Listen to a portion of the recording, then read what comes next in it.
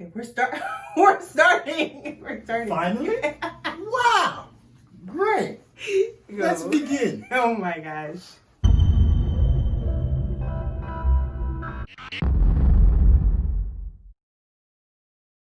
Hey beautiful ones, it's your girl Jodine, the Hustling Homebody, and welcome to my channel. On my channel you can find lifestyle videos, productivity videos, planning videos, and travel videos. So today's video will be featuring the one and only brother of mine, Errol. If you haven't watched our sibling tag yet, be sure to go watch that. You'll learn more about him. And today we're going to give y'all 7 tips from grad school. So I am currently pursuing a master's program in Errol. I'm in a doctorate program. AKA a PhD. Do you want to tell us what program you're pursuing right now? No, but I will. I'm trying to be serious, please. Give me some time. I'm currently in a computer science PhD program. Okay, perfect. Okay, so we're going to be giving y'all tips. We just finished our first semester. Yeah, so we just finished our first semester, and we just went. Oh no, it's about to start again. Oh my gosh, yes. And we're going to start our second semester soon, so we wanted to come to y'all and give y'all some things that we learned, tips that we had in terms of our first semester. So, Errol, do you want to start first? Nah, I thought you were going to start first. Okay, I can start first. So, your channel. You're right. Okay. Okay, I'm editing that out. Thank you so much. Anyway, so, do you want to tell us what program you're pursuing right now? No, but I will. I'm trying to be serious, please. Give me some time. I'm currently in a computer science PhD program. Okay, perfect. Okay, so my number one tip is to have a good planning system set up. I found that it was helpful for me as I was juggling all the various things and learning to be able to keep track of my assignments, my due dates, anything that I needed for office hours, any information that I needed. It was great for me to have a planning system. So even on this channel, you'll see that there are a couple of videos of me changing my planning system to accommodate the new level of work and schoolwork and work that I had to do. So it was just very helpful for me to be able to track all of that for grad school and be able to organize the things outside of grad school. So that's me. Tip 1. All right. Well, my tips are going to be specifically for PhD programs. So my first tip is heavily for STEM PhD programs, and that should be secure your funding early. All right. If you are a STEM major and you're interested in pursuing a PhD, you should not be paying for anything. Like you should not be paying for school at all. And if you are, you're doing it wrong. All right. So a lot of people, they want STEM PhDs and they will pay you. And there's a lot of fellowships out there. There's a lot of funding out there.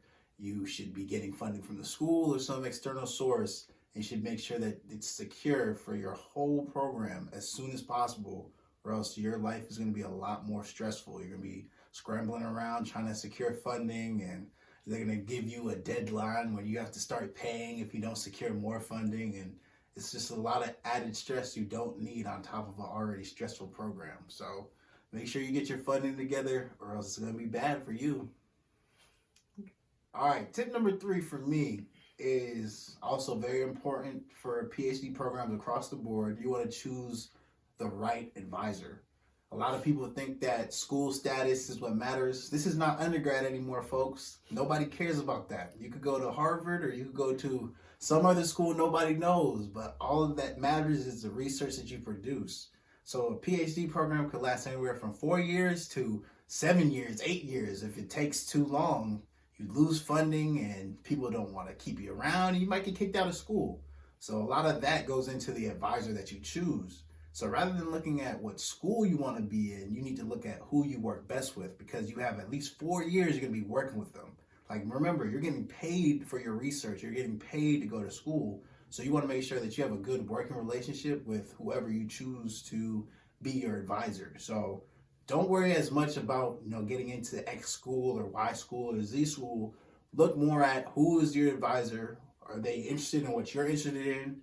do they have programs or projects currently open that you're interested in? Because sometimes you might not be able to choose what you want to research right away. You might have to just come onto a program in order to get funding. So you want to make sure that their interests line up with yours. You'll have a good working relationship with them, and overall they're just like a good person, because you'd hate to end up working 6 years with somebody that you hate, and then you might probably not even finish the program. So make sure you choose the right advisor. Okay. So tip 4, mine is very similar, is choosing professors. So for my program, the way that we did it, we all took the same classes in the first year. It's very structured. So I wanted to know the difference between all the professors that were available, not just the time. So for me, it was choosing the time, but also choosing the professor. So what I ended up doing was looking into their staff sites, as well as just any other information that I could find. It was helpful for me to know what their areas of specialty were, also understanding what they liked, what their interests were, not in like a hobby way, but more in terms of just knowing as I'm in this classroom, what will I be learning? Will they touch on the interests that I have? Will I have to do integrative work outside of the classroom? And it was a very helpful tip. The 2 professors that I had in my Masters of Social Work program, I absolutely love them and want to continue to build a professional relationship with them in the future, and know that I can get recommendations from them if I wanted to. So I would say just be very mindful as you're choosing your professors to look into them and their information. All right. Tip number 5, for me, it would be make friends early.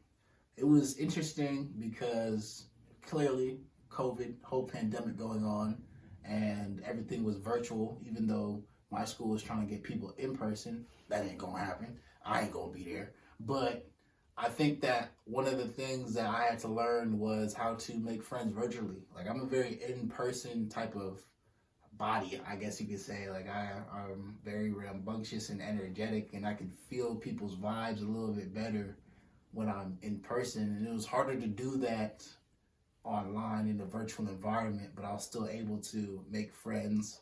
And a lot of that came from the group work that I was in. So all of my classes had at least 2 group projects. And I'm not saying that everyone you're in a group with, you're going to be friends with, because that wasn't the case for me at all. Some of them were weirdos. But I'm just saying, it was weird. And I was like, I don't like you. I hope we're not in class ever again together. But then some of them, you're like, oh, we kick it off. We have a good relationship. We have built a rapport. And then that goes beyond the group work. So that goes into, forming study groups, or having someone to take notes and if you miss class, or, studying together, whatever it may be. Like, granted, it's a little different because it's virtual right now, but at the end of the day, you're still going to need that support group. You still need that support system.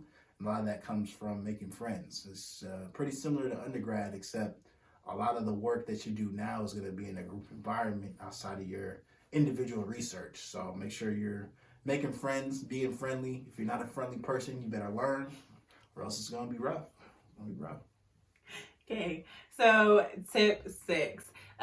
So my tip is for you to rest. I said this to Errol, and he was like, what are you talking about? Must be nice. What are you talking about? But for me, it was very important to take breaks, to have breaks plugged in. So there's time set aside in my schedule where I was like, okay, I'm going to do this activity, whether it's on the scale of a week, in a weekly basis, where there are chunks of time that I'm resting, or just taking breaks, to use that language. But it was also important during my study day. So for example, on Fridays and Saturdays, I'd be studying from like 11 to 5, but often going over that. And it was important for me to have breaks built in, just to get some time.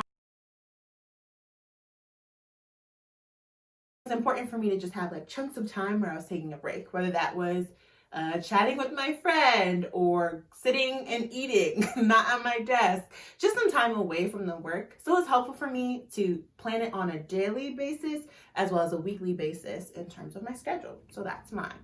And tip 7.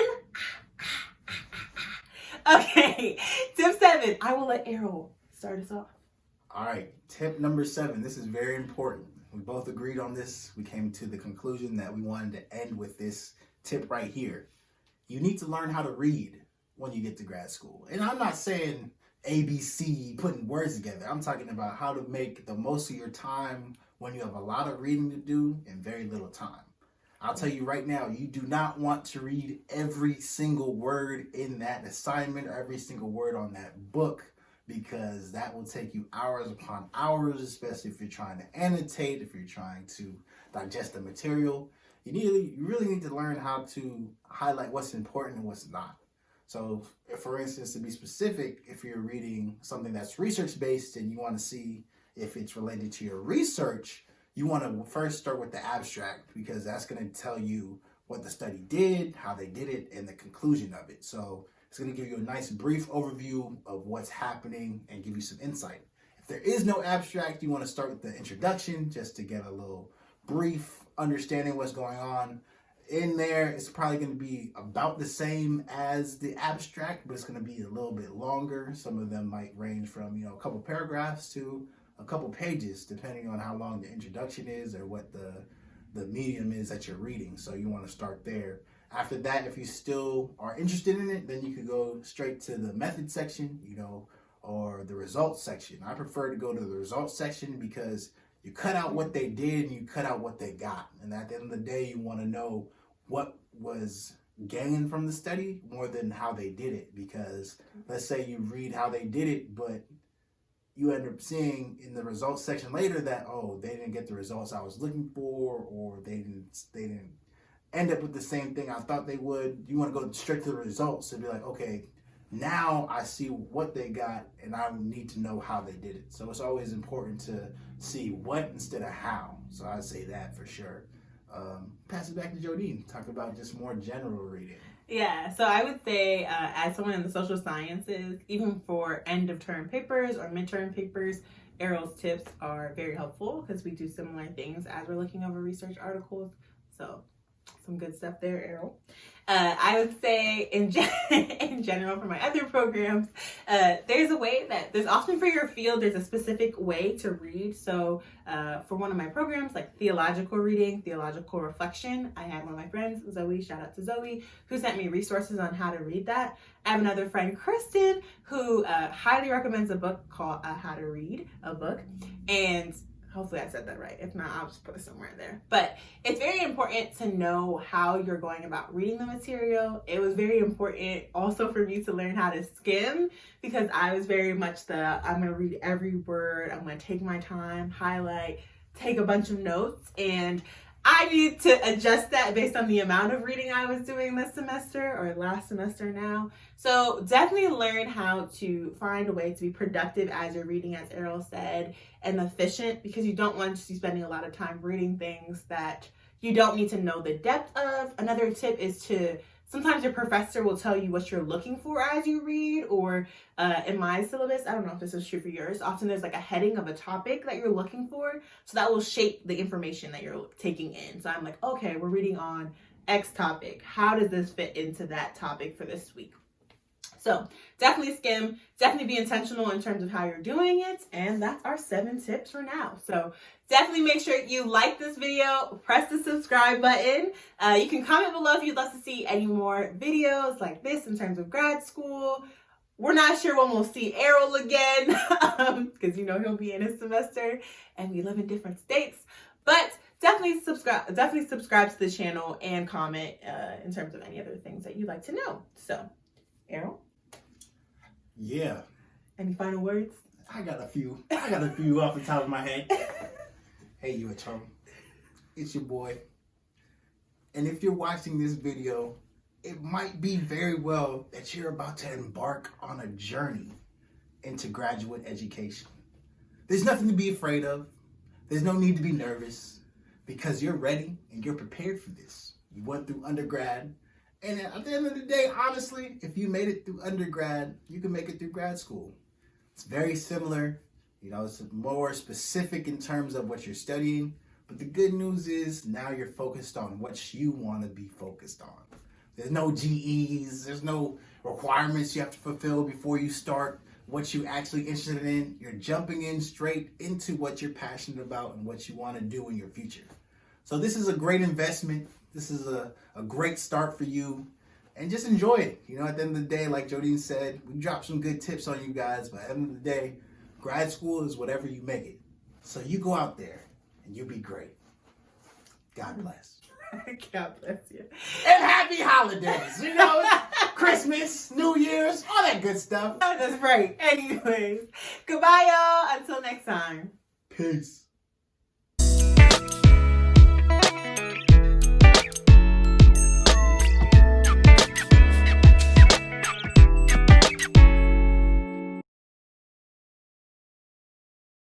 What's the sign off? Goodbye, everybody. Signing off. No. Let's just say something cool. Bro, you focus? Come on, we almost out here. Come on. Speed it up. Crazy. Okay.